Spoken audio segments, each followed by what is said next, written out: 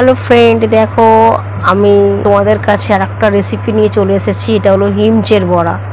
এই হিমচের বড়াটা খেতে খুবই সুন্দর লাগে। তোমরা খুব তাড়াতাড়ি এই রেসিপিটা পেয়ে যাবে আমার চ্যানেলে, তোমরা দেখে নিও। তো তোমরা কিন্তু খুব ভালো করে দেখে নিও আমি কিভাবে বানাই। তোমরা ঠিক এইভাবে বানাবে হিমচের বড়াটা, খুব সুন্দর কিন্তু খেতে লাগে। গরম ভাতেও খাওয়া যায়, মুড়ির সাথেও খাওয়া যায়। তোমরা আমার চ্যানেলে যারা নতুন আছো তারা আমার চ্যানেলটাকে সাবস্ক্রাইব করে দিও। এই হিমচের বড়া তোমাদের আশা করি খুবই ভালো লাগবে, আর ভালো লাগলে তোমরা লাইক কমেন্ট শেয়ার করে দিও। এই যে দেখো আমি যে হিমচে শাক কাটবো, এই হিমচে শাকটার আমি একটা রেসিপি করব। কিভাবে হিমচে শাক কাটতে হয় আমি একবার দেখাচ্ছি। ঠিক এইভাবে নিয়ে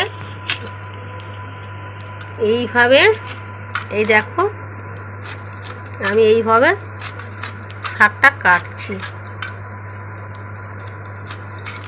তোমরা এই যে দেখো আমি কিভাবে শাকটা কাটছি, এইভাবে কাটবো। দেখো এই দেখো আমি যে কেটে রেখে দিয়েছি। শাকটা আমি বড়া ভাজবো, তোমাদের আমি দেখাবো যে কিভাবে বড়াটা ভাজা হয়। দেখো আমার এই যে শাকটা কাটা হলো, শাকটা আমার কাটাটা কমপ্লিট হলো। তো এটা আমি শাকটাকে জলে ভিজিয়ে দিয়েছি। দেখো এবারে আমি এটাকে ধুয়ে রাখবো, ধুয়ে আর কি জলটাকে ঝরাতে দিচ্ছি। তো এবারে আমি কি করি, এই দেখো একটা টিপস বলি। এই যে হিমচে শাকটা, এটা হিমচে মানে তিতো খুব হয়, এর মধ্যে একটা লবণ মিশিয়ে দিচ্ছি।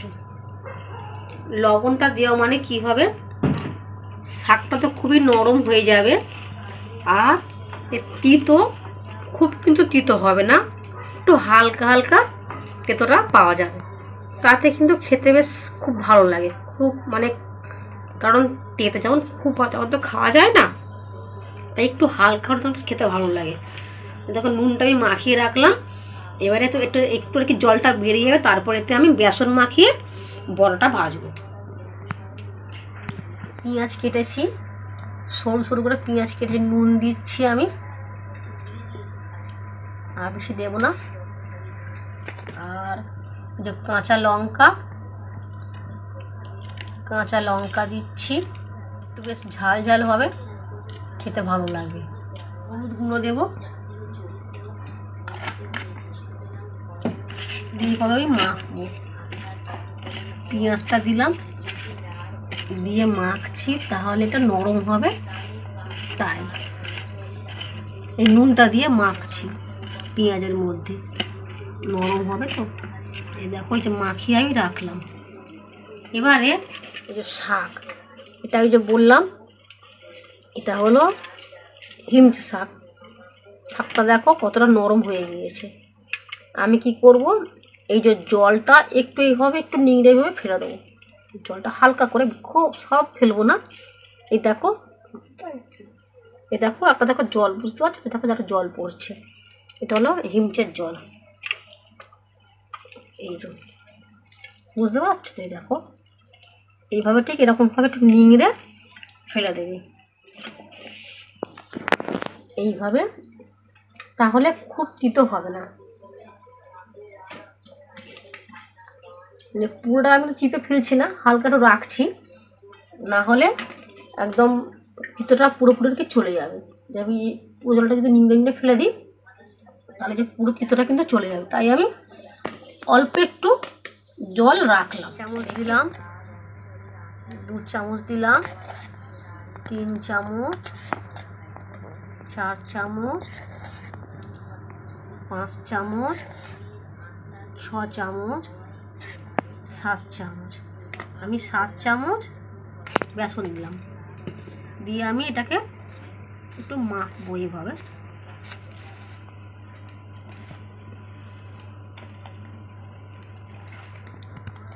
দেখো আমি কিন্তু জল দিইনি, যে শাকের যে জল আমি তার মধ্যে কিন্তু মাখছি। একটু শুকনো শুকনো হয়ে যাচ্ছে, কারণ আমি কিন্তু এই শাকের জলটা ফেলে দিয়েছি, না হলে খুব তিতো হতো। এই যে আমি একটু জল দেব, কারণ শাকের জলটা তো ফেলে দিয়েছি, না জল দিলে তালটা মাখানো যাবে না, কারণ খুবই শুকনো হয়েছে। তোমরা যারা অনেকে মনে করো যে আমি তিতো খাবো খুব, তারা জলটা ফেলবে না, কিন্তু আমরা খুব তিতোটা খেতে পারবো না, তাই একটু জল ফেলে দিলাম। কাগজ না, এতে আমি একটু বেসন দিচ্ছি, কারণ বেসনটা একটু দিতে হবে, তাহলে সবাই মানে যে যেমন পরিমাণ মতন এই শাকটা নেবে সে আর কি সেই পরিমাণ মতনই দেবে, মানে বেসনটা দেবে। আমার মোটামুটি 9-10 চামচের মতন আর কি বেসন লাগলো। একদম কমই জল দিচ্ছি আমি, খুব বেশি কিন্তু আমি জল দেবো না। আমি যদি ফেলতাম তাহলে কিন্তু এমনি জল দিতে হতো না।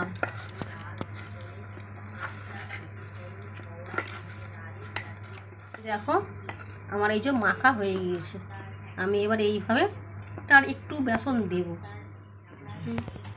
এতে আমি আর 2 চামচ আমি বেসন দিলাম, আর 2 চামচ আমি বেসন দিলাম।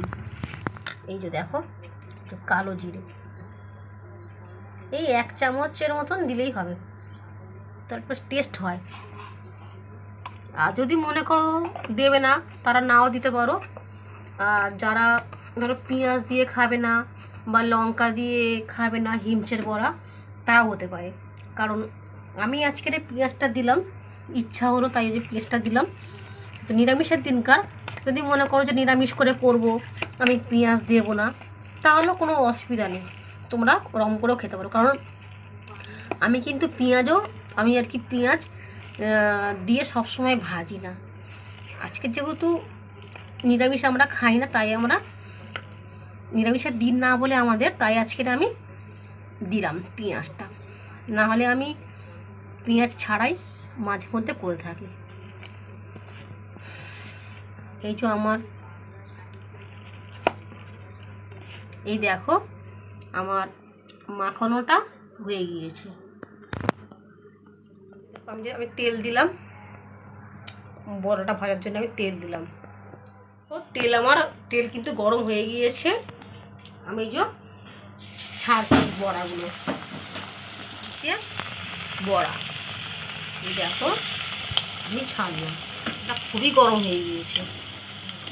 এই যে দেখো তেলটা আসলে খুবই গরম হয়ে গিয়েছিল, তাই দেওয়ার সাথে সাথে একদম এই যে, কিন্তু উনুনটা খুবই আস্তে করে দিয়ে বড়া ভাজতে হয়, কারণ তাহলে বড়াটা কীভাবে ভিতরে কাঁচা থাকবে আর উপরে হয়ে যাবে। তাই জন্য উনুন কিন্তু একদম পুরো আস্তে করে দিতে হয়, সিম আছে বড়াগুলো এইভাবে ভাজতে হবে। খুব সুন্দর কিন্তু সেন্ট বেরিয়েছে, কারণ যেহেতু এতে পেঁয়াজটা দেওয়া আছে, তাই জন্য কিন্তু খুব সুন্দর সেন্টটা বেরিয়েছে। তোমরা যেহেতু ওপারে আছো ফোনের, তোমরা ভিডিওটা দেখবে, তাই তোমরা কিন্তু সেন্টটা পাচ্ছ না। তো তোমরা খুব তাড়াতাড়ি এইভাবে ঠিক বানিয়ে একটু খেয়ে দেখো, টেস্ট কিন্তু খুব সুন্দর হয়। এই দেখো দুটো মোটামুটি হয়ে গিয়েছে আমার, আর একটা হচ্ছে, আর একটা দিয়ে দিলাম। একটু পাতলা পাতলা করলে খুব ভালো হয়। এই যে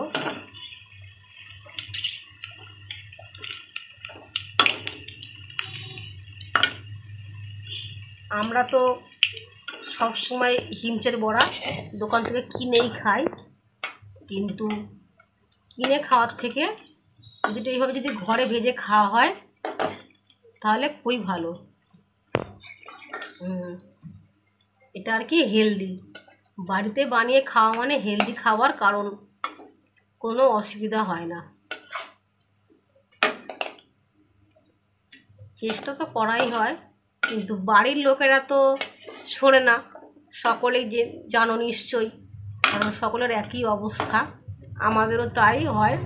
আমরা চেষ্টা করি বাড়িতে বানিয়ে খাওয়ানোর, কিন্তু বাড়ির লোকেরা হয়তো বললো, একদিন বললো, তারপরে বানানো হচ্ছে না, কী করলো, বাইরে থেকে কিনে খেয়ে নিলো। কিন্তু একদমই উচিত না বাইরে থেকে কিনে খাওয়া। বারণ করব, হয়তো বারণ করলাম, এরকম তো হয় না, হয়তো আমরা বারণ করলাম যে তুমি খাবে না তোমরা, কারণ খাওয়া ভালো না। তখন কি করবে বলো তো, আমাদেরকে বলবে না, লুকিয়ে লুকিয়ে কিনে খেয়ে নেবে। ওই যে হিমসের বড়া খেতে খুব ভালো লাগে, কিন্তু সত্যি খেতেই একদমই খাওয়া উচিত না, বাচ্চাদের তো দেওয়াই উচিত না কেনা। দেখো কি সুন্দর হয়েছে, এই দুটো এখনো বাকি আছে, আর এই দুটো দেখো একদম পুরো লাল লাল হয়ে গিয়েছে। কিন্তু তেলটা যেহেতু খুব গরম হয়ে গেছিলো তো, তাই একটু এগুলোকে বারে বারে আমাকে উল্টাতে হচ্ছে, এই দুটোকে বিশেষ করে। এইটা আবার একদম না এ করলে তো আবার ভিতরটা কাঁচা থেকে যাবে না, তাই আমরা কিন্তু চেষ্টা করি ধরো বাড়িতে বানিয়ে খাওয়ানোর, আমরা সকলে তাই তো করি না। অনেকটা কিন্তু হয়ে গিয়েছে ওই দিকটা, আবার আমি দিয়ে দিচ্ছি। আর ছোটরা ঘরে যাদের ছোট বাচ্চারা থাকে তাদের কিন্তু এখন থেকেই খাওয়ানো শেখানোটা খুবই দরকার। এই যে হিমচের বড়া, আমি কিন্তু আমার বাড়ির বাচ্চাকে কিন্তু ছোটো থেকেই খাওয়ানো অভ্যাসটা করিয়েছিলাম, যে তিতো খাওয়ানোটা, সবজি খাওয়ানোটা। অনেকে দেখো না, বাচ্চারা কিন্তু সবজি খেতে চায় না, যে তেতো জিনিসটা খেতে চায় না, কিন্তু আমাদের বাচ্চারা কিন্তু খায়, কোনো ব্যাপার না ওদের কাছে খাওয়া। তেতো সবজি সবই খেয়ে নেয়, কারণ ওদের ছোটো থেকে খাওয়ানো আমি অভ্যাসটা করিয়েছি। এই দেখো আমি এইভাবেই হাত দেখতে, তারা এইভাবে বানিয়ে খাও। আবার যারা খাও ধরো নিরামিষ করে, এরকম হয়, হয়তো নিরামিষ রান্না হলো, ডাল হলো ধরো, তার সাথে একটু হিমচের বড়া ভেজে খেয়ে নিলাম। ডাল আর হিমচের বড়া খারাপ লাগবে না, বেশ খেতে ভালোই লাগবে। হয়ে গিয়েছে, ডাক্তার দিকে আর অল্প একটু হলেই হয়ে যাবে। এই দেখো তিনটে কিন্তু হয়ে গিয়েছে, দেখো সুন্দর, দেখো লাল লাল পুরো হয়ে গিয়েছে। এটা আমি নামাবো।